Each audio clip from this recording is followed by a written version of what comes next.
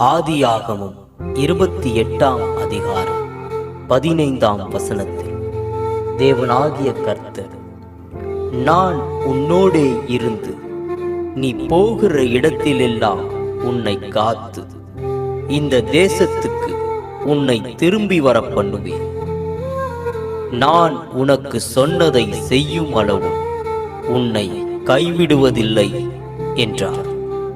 ஆம், அன்று தேவனாகிய கர்த்தர் யாக்கோபுக்கு, நான் உனக்கு சொன்னதை செய்யும் அளவும் உன்னை கைவிடுவதில்லை என்று வாக்கு பண்ணினது போல இன்றும் அநேக வாக்குத்தத்தங்களை தேவனிடத்திலிருந்து பெற்றும் இன்னும் நான் ஆசீர்வதிக்கப்படவில்லையே, என் வேதனைகள் குறையவில்லையே, என்னுடைய வறுமை நீங்கவில்லையே, என் வியாதி குணமடையவில்லையே என்று மனசோர்வோடு கர்த்தர் என்னை கைவிட்டு விட்டார் என்று கலங்கி தவிக்கும் தேவ பிள்ளையே, இதோ வாழ்வளிக்கும் வார்த்தையாக கர்த்தர் உனக்கு சொன்னதை செய்யும் அளவு உன்னை கைவிடுவதில்லை என்று வாக்கு பண்ணுகிறார்.